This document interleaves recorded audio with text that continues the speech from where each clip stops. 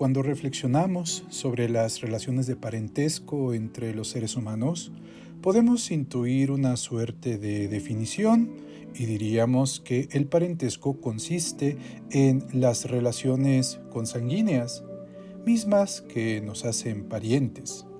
Pero, al provenir de la intuición, es posible que en esta respuesta se nos escape el hecho de que hay un factor cultural intrínseco, es decir, que nuestra idea intuitiva de lo que es la familia o un pariente está determinada no solo biológica, sino también culturalmente. Dicho de otra forma, nuestra respuesta acerca de lo que pensamos que es el parentesco está dada por intuiciones biológicas y determinaciones culturales inconscientes. Para responder de una manera más argumentada y clara, la antropología del parentesco ha inventado los genealogramas o diagramas de parentesco, elaborados a partir de ciertos elementos primarios que buscan describir la información etnográfica alrededor de las estructuras del parentesco en los distintos grupos humanos, así como ser un instrumento analítico que permita generar explicaciones y potenciales hipótesis antropológicas sobre los diversos fenómenos relacionados con el parentesco. Y sin embargo, tanto la forma como el contenido de tales diagramas seguirá siendo centro de controversia entre el gremio antropológico. Tres preguntas surgen a partir de esta controversia. ¿Cuáles son los presupuestos de los genealogramas? ¿En qué consiste propiamente el parentesco? ¿Y a qué se refieren los genealogramas? ¿Cuál es su referente? En el video de hoy, el Bonobo buscará responder, junto con Juan Aranzadi, a estas preguntas. ¿Nos acompañas?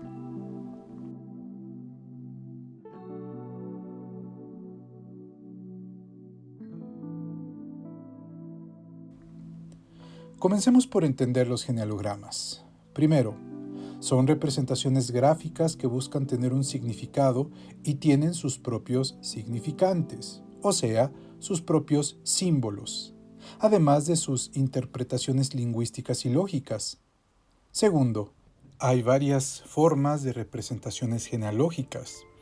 En ese sentido, los antropólogos no se han puesto de acuerdo en concertar un sistema unificado, si bien existe una tendencia estandarizada a usar un determinado número de símbolos y signos básicos en la elaboración de las genealogías. Como sistema de representación, el genealograma busca ser un código con correspondencias biunívocas, es decir, que relacione un signo determinado con una interpretación determinada. Así, el genealograma buscará mostrar, de principio, tres cosas. 1. La posición genealógica, o sea, el lugar que un individuo tiene respecto a otros individuos pertenecientes a generaciones anteriores o posteriores a la de él, lo cual se indica con numerales, ya sea positivos cuando se trata de generaciones arriba de la persona, ya sea negativos si hablamos de generaciones posteriores a las de la persona en cuestión. 2. Las relaciones entre parientes. 3. Los tipos de parientes, es decir, la clasificación de quienes consideramos o no nuestra parentela. El genealograma consiste básicamente en la relación de dos tipos de símbolos.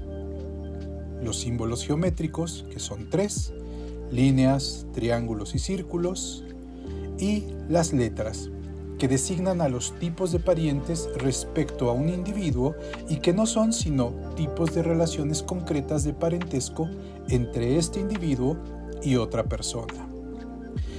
Dependiendo de la información que el antropólogo obtenga, así como del proceso de selección de la información convertida en datos relevantes, los genealogramas representarán solo aquello que su autor considere pertinente mostrar. Los genealogramas generalmente se hacen partiendo de la perspectiva de un individuo determinado, al cual llamaremos ego, quien será la persona que sirva como referente. Las otras personas con referencia a ego se llamarán alter o referente. De suerte que los genealogramas básicamente nos muestran las relaciones entre un ego y sus alter o referentes. Dado que buscan un cierto carácter formal y abstracto, los símbolos con los que se construyen los genealogramas se consideran símbolos tipo, es decir, que no están tomando en cuenta ni la categoría de parientes ni la manera en la que cada cultura llama a tales parientes. Como se observa en el ejemplo, el genealograma por sí solo no es sino una especie de casilleros hasta cierto punto vacíos, abstractos, que posteriormente se llenarán con el contenido parental específico emanado de la etnografía. Cuando hablamos ya de la forma lingüística en la que tales casilleros se llenan, podemos entonces hablar de un contenido específico, variable de cultura a cultura, y que el caso del español nos puede ilustrar muy bien. Por ejemplo, P igual a padre, M igual a madre, HO igual a hijo, HA igual a hija. Como observarás, tenemos en este ejemplo 4 términos principales o primitivos, de los cuales se pueden derivar otros, tales como hermano, hermana, tío, tía, abuelo, abuela, etc., que no son sino el despliegue de tales conceptos primitivos lingüísticos. Estos términos derivados terminarán designando a parientes secundarios. Para muchos antropólogos de habla castellana, utilizar la terminología lingüística de parentesco en inglés supone ventajas respecto al español. Primero, porque, por razones morfológicas, el inglés se presta a menos homonimias. Allí donde, por ejemplo, el español dice hijo, hija, y nos vemos obligados a meter una letra de subíndice, HO, HA, el inglés simplemente pone S, de son en inglés, o de daughter. Este ejemplo puede extenderse a otras categorías de parientes como los abuelos, los tíos o los primos. Segundo, porque la sintaxis inglesa se acopla mejor a la manera en que los antropólogos relacionan generacionalmente, a manera de cadenas, las relaciones entre ego y sus alter. Así, por ejemplo, para decir la hija del hermano de la madre de ego, o sea, la prima paterna de ego, se puede escribir perfectamente en inglés de la siguiente forma: egos, mothers, brothers, daughter. Allí donde en español el orden comenzaría en alter y terminaría en ego, en inglés, gracias al genitivo, podemos iniciar con ego y terminar con alter. En fin, que esta preferencia no es de carácter obligatorio y hay antropólogos que prefieren designar las letras de sus genealogramas en su lengua natal.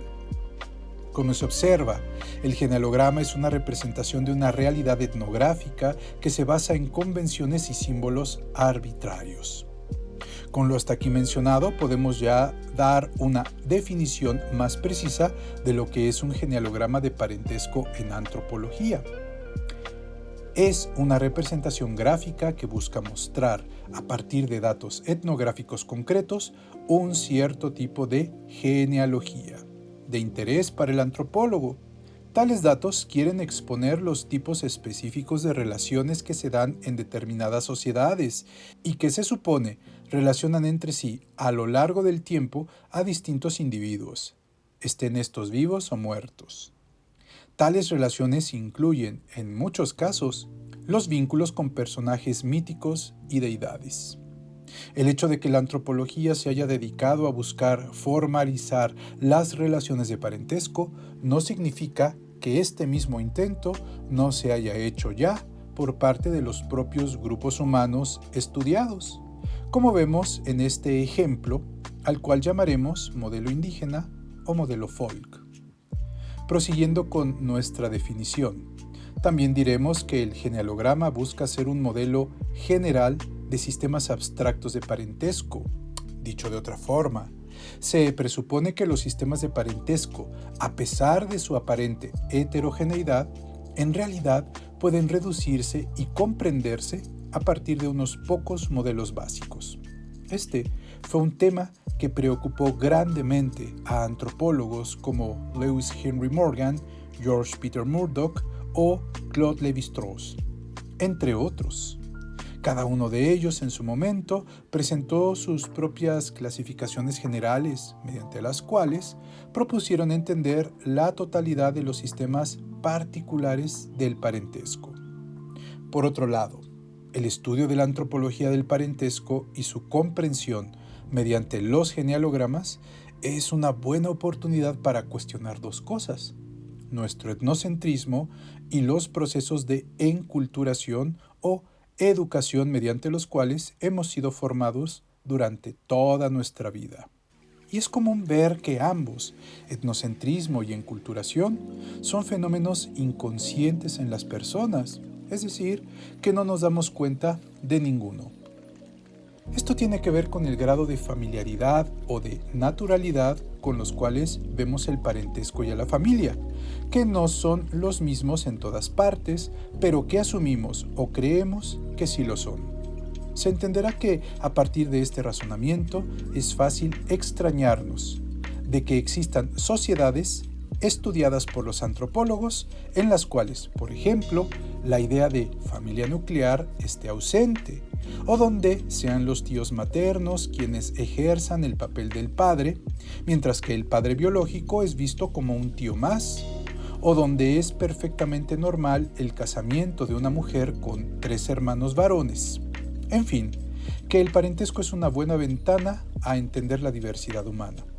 Preguntarnos sobre nuestro etnocentrismo y nuestros presupuestos culturales e ideológicos. Como te habrás dado cuenta, el estudio del parentesco es una excelente forma de preguntarnos sobre aquello que nos resulta normal o familiar, pero que no lo es, simplemente por estar fundamentado en prejuicios o ideologías. Esto la antropología lo ha tenido muy claro y por ello ha tenido, desde hace mucho, 2 categorías que le permiten trabajar manteniéndose al tanto de su potencial etnocentrismo. Nos referimos al término de emic o punto de vista del nativo y de etic o punto de vista del investigador. En este sentido, términos como incesto, adulterio, familia, matrimonio, descendencia, paternidad, maternidad, filiación, linaje o consanguinidad no son sino categorías éticas que, si bien han sido propuestas como categorías descriptivas, no dejan por ello de tener una cierta carga connotativo-cultural, misma que el antropólogo deberá aclarar como parte de su investigación.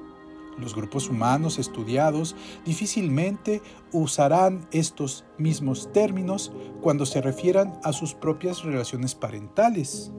Lo que el antropólogo terminará por hacer será una traducción, entre comillas, de los términos emic de parentesco a sus categorías analíticas éticas.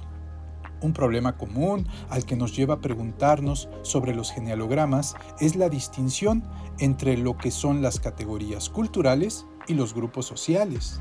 Las primeras serán entendidas como un conjunto de entidades existentes en el mundo que son clasificadas como similares, debido a que se considera que tienen atributos o rasgos culturales relevantes equiparables. En tanto, las segundas serán vistas como agrupaciones humanas que interactúan gracias a la intervención de ciertos roles y estatus, mismos que les dan una organización interna, una lógica de funcionamiento. En fin, la reflexión sobre los genealogramas nos lleva, de nueva cuenta, a un tema que ya vimos en otro video dedicado a Robin Fox y su definición de lo que es la antropología del parentesco.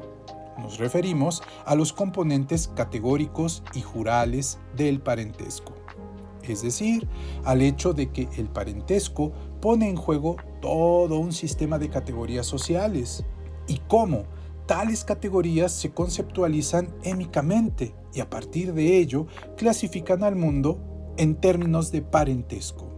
También al hecho de que el parentesco muestra los preceptos y normas jurales, o sea, a todas las reglas y normas expresadas, por ejemplo, en la moral, en la ética, en la religión, en los rituales, en la educación familiar, etc., de cada sociedad, que le asigna a cada individuo su lugar dentro de ella misma, con la consiguiente adquisición de derechos, obligaciones, roles y estatus. Esto lo podemos ver en el parentesco a través del análisis de las categorías terminológicas EMIC. Por último, el análisis del parentesco también nos dice mucho sobre la conducta de las personas, porque si bien es cierto que hemos hablado hasta este momento de la importancia de las normas, también hay que ver qué tanto las personas obedecen a dichas normas. Quedémonos pues con la idea de que el genealograma es una manera de observar la forma en la que los grupos humanos organizan a sus individuos de forma racional, otorgándoles derechos y obligaciones, gracias a la intermediación de ciertas instituciones y leyes, lo cual, ya vimos, va más allá de la simple intuición de que el parentesco son solo las relaciones de consanguinidad, el matrimonio y decirle a nuestro papá, papá. Pero, ¿y tú qué piensas? No olvides dejarnos tu opinión en la caja de comentarios. Si este video ha sido de tu agrado, no olvides darle like, suscribirte y activar la campanita de notificaciones. Saludos y hasta el próximo video.